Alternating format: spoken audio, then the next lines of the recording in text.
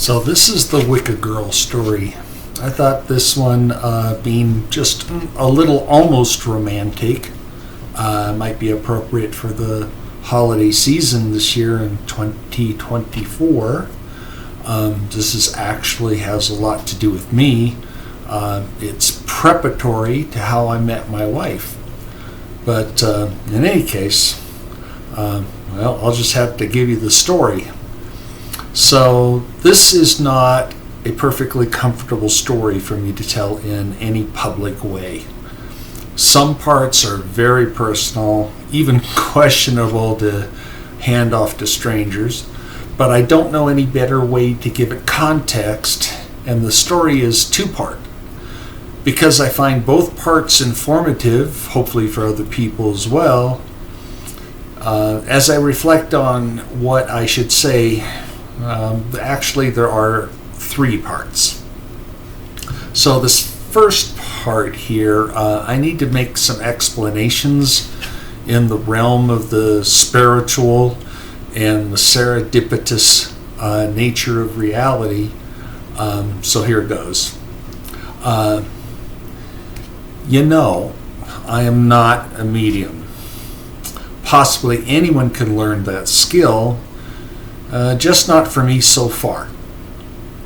But I just have my intuitions, and I do know how to measure up a good source of events, good evidence, and filter the information I get.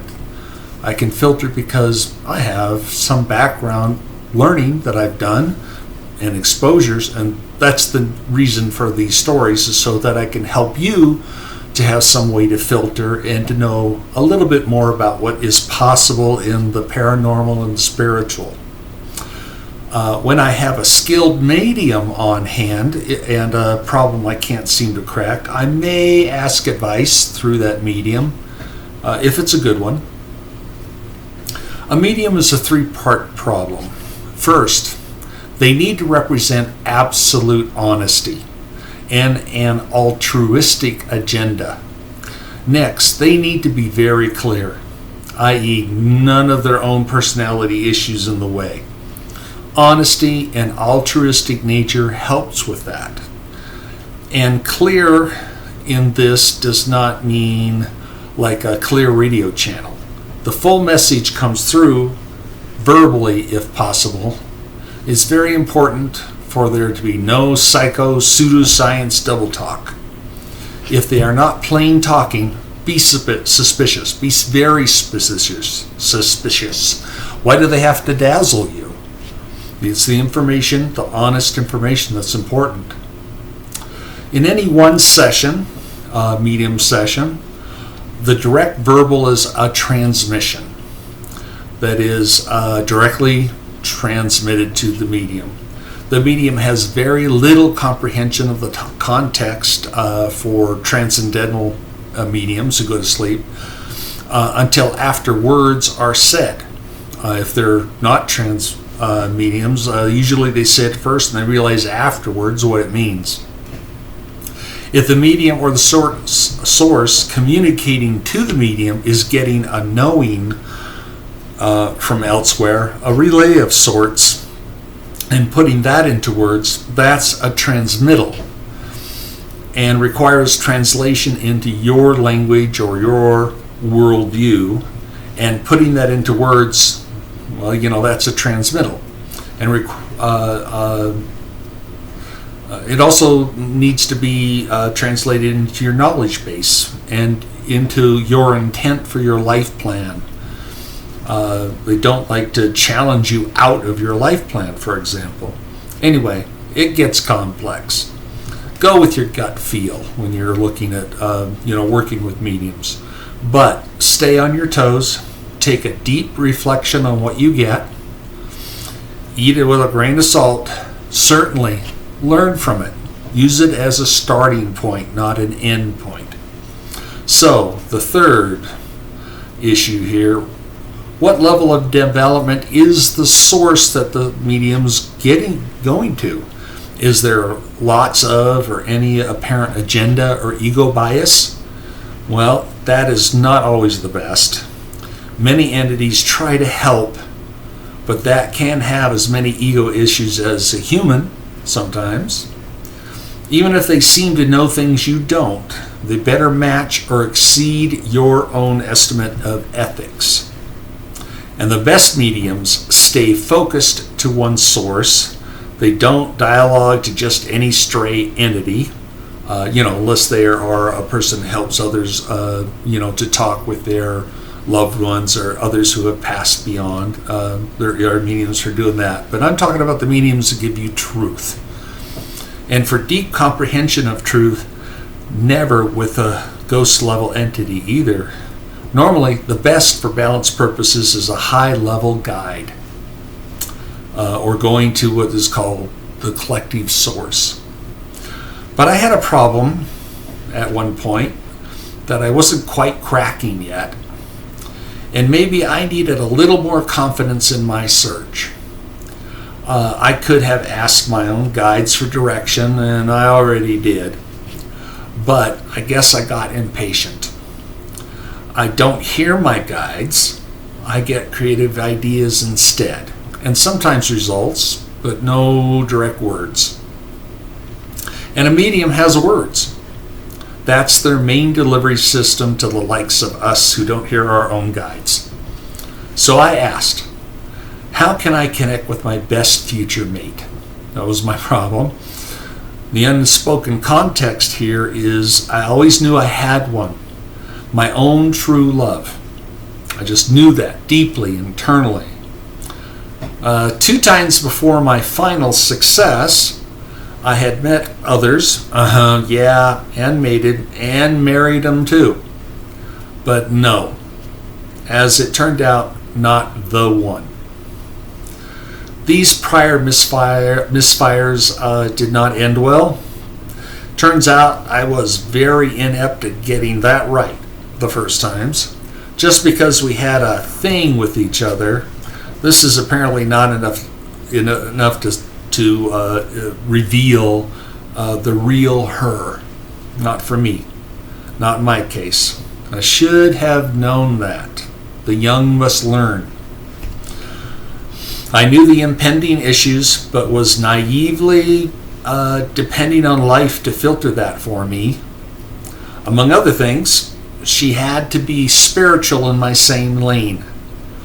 To be sure, strongly physically attracted to each other, yeah, but intellectually, personality, and spirituality in those other relationships were missing to various degrees. Yes, I had unknowingly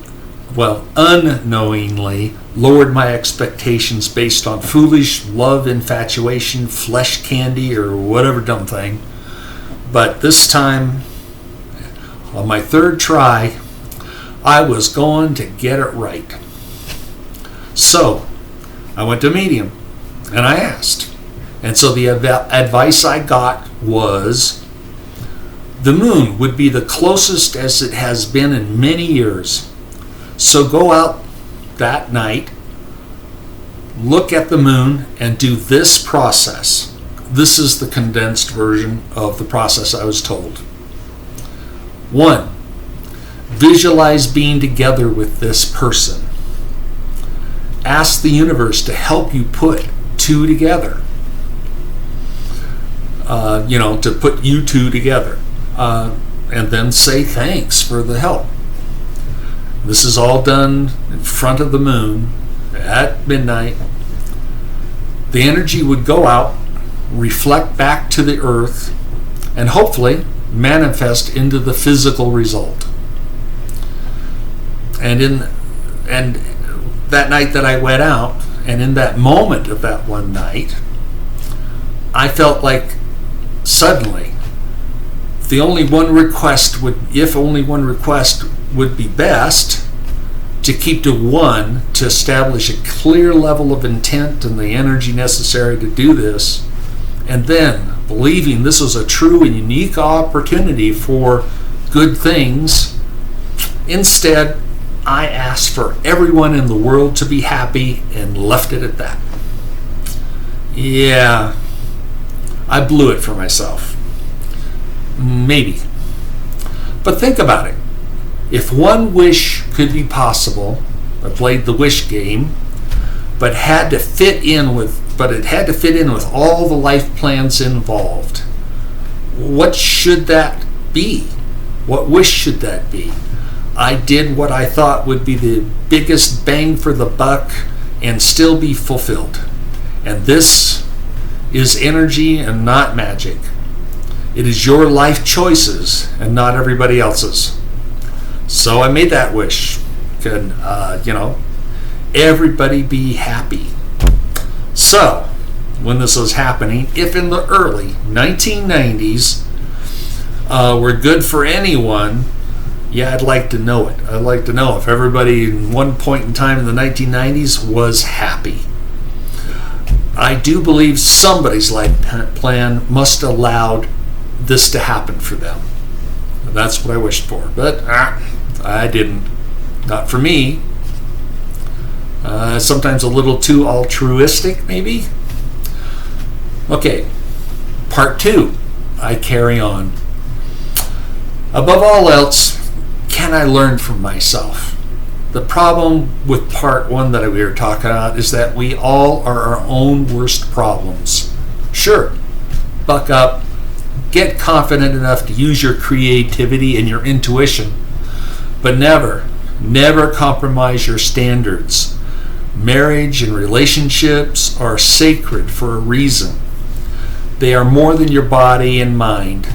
They are your spirit, blended with life purpose as well. Being naive like I was is no excuse. I concluded at the end of those 2 relationships, there's first one and then a second one.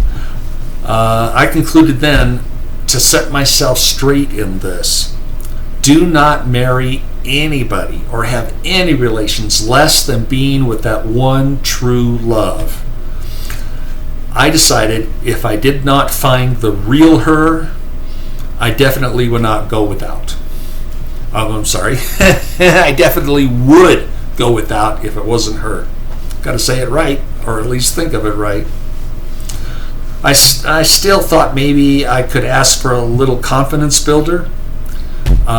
So at that time, just after the moon event, I ran across a book of fiction with a very engaging, artful color, well, at least to the eyes of a love-lost young man like me. Well, one actually in his late 30s at that time. A long time ago at this point. The girl on the cover was certainly super gorgeous, with real heart and mind. And the person in the exhibit was seemingly a Celtic young woman. This is right next door to my new agey modern shaman-like orientation. So I told my guides, we all have guides. I told my guides, and you got angels too, talk to them. Could you let me meet someone that, however briefly, a woman like that, a lovely angel with that perspective that matched my own, one which actually exists. It's fine if this one is not the real her, just someone exhibiting a woman waking up to her true spiritual path. Please. I will repeat something my mom said with great authority. Be careful what you ask for. Sorry to disappoint you on the initial story set up to here. My connection with my current wife will have to wait. This story is now about the Wicca girl. Part 3. The Wicca girl. So by way of introduction, I'll say that Wicca, in this context I'm thinking, is actually inaccurate for the real person. That was the book cover girl. The one I was looking for was Awakening Spiritual Path. Definitely what was called for and what was actually delivered. Remember, I asked Stephen if she was just here just as an example for me to see for a short time. Just give me courage. So I was left with a house after my second failed marriage. Losing that income source from her, I needed roommates to keep it and not go into foreclosure. So newspapers were used for that purpose back then, and I posted an advertisement. Then this young woman, I don't even remember her name now, was newly back into the area of Washington State. Kent was my city. And over the phone, we agreed to meet at my house so she could take a look at the situation. When she arrived, I was kind of knew she might be the Wicca girl. I had a hint. She was very down to earth. She was a girl in Levi's, and this was a statement of attitude even back then. Very gorgeous, fit and trim, long, naturally frosted blonde hair in a single tail braid. Yep, very close to the Wicca girl thought form. She was just missing the Celtic leather, the knife, a bow, the arrows, but the herbs and healing powers, yes, as you will see. We got to talking about the spiritual stuff that I'm interested in, as this channel exhibits. Kind of like comparing scars. Well, okay, only boys do actual scars that much, but I have plenty. Anyway, that subject scares some people off, the spiritual stuff, if you're talking to a stranger. Cool. Then they are not the right person for my rooms, I figured. So if they stay after talking about the subject, if they stay after that, then it's even better.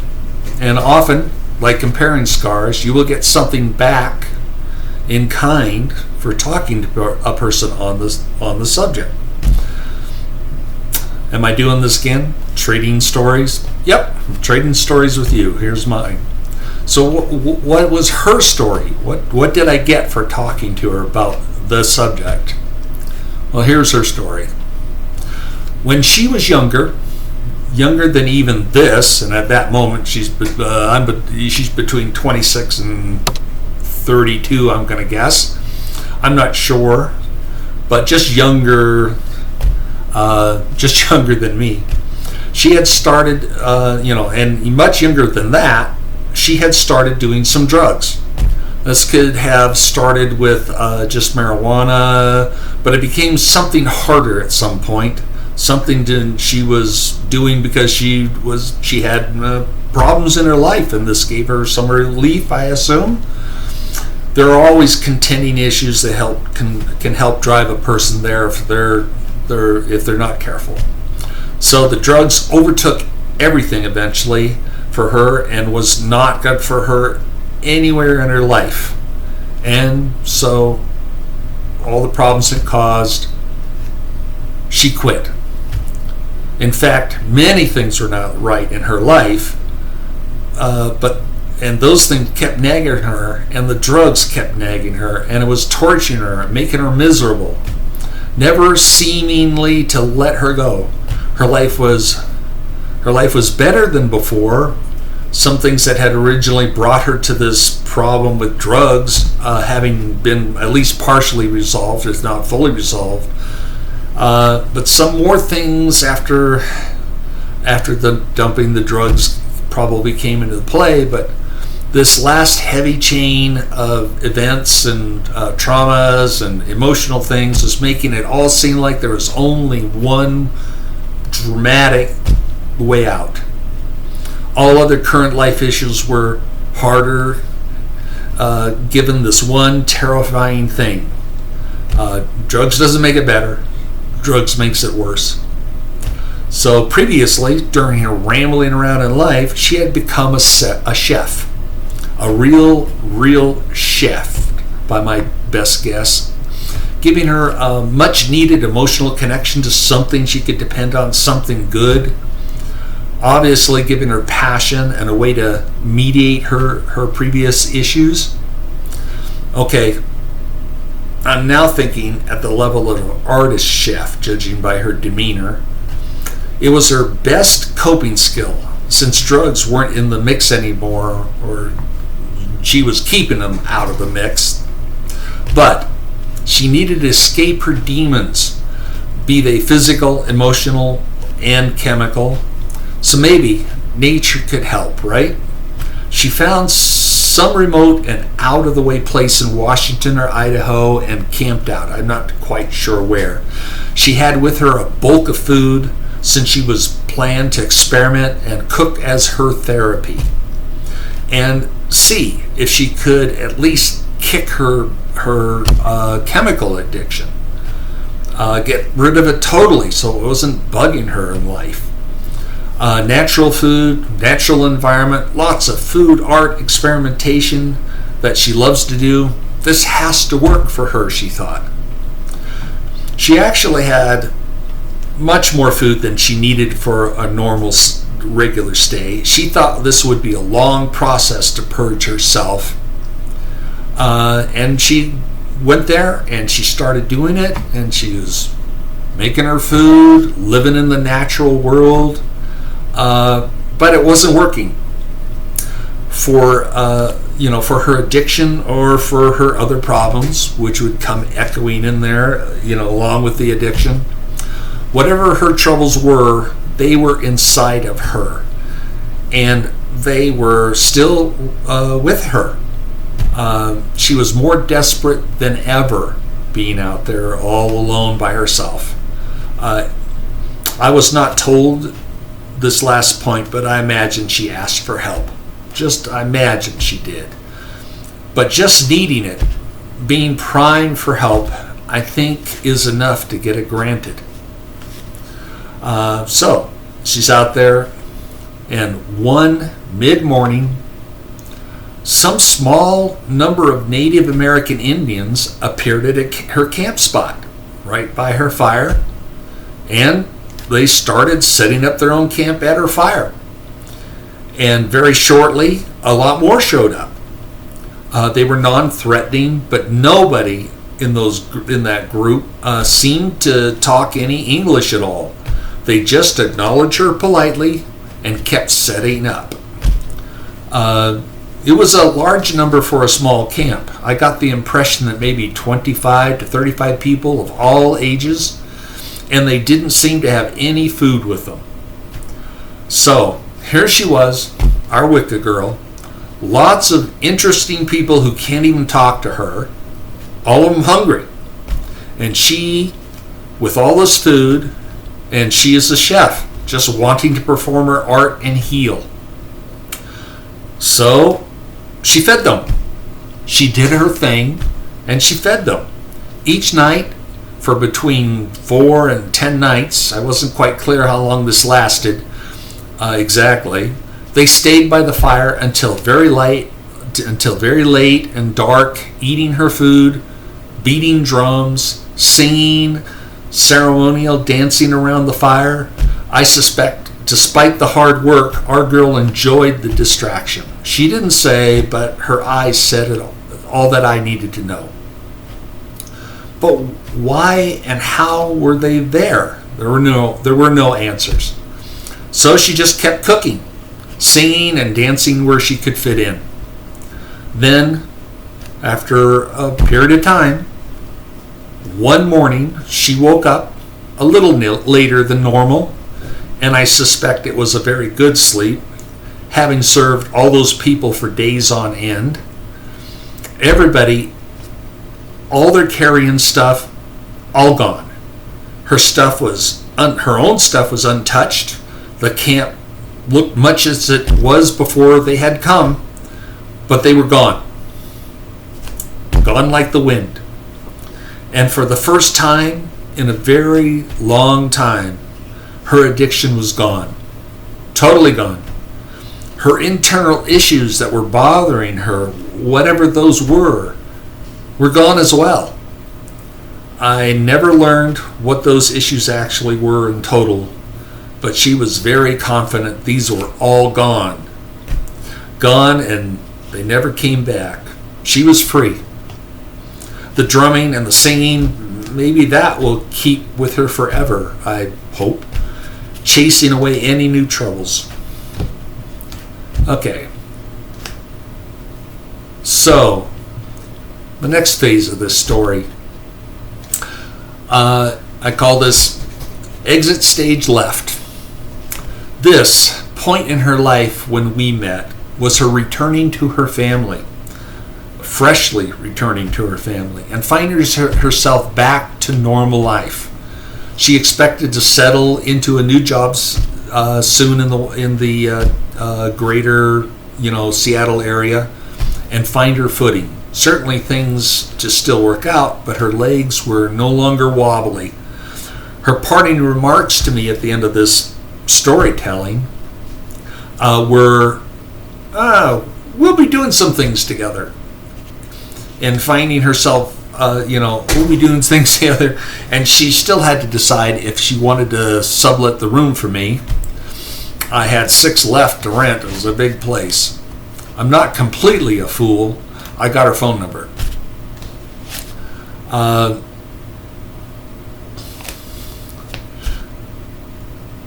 So every so often, for a couple of weeks, I called her to check if she had decided on the room or not.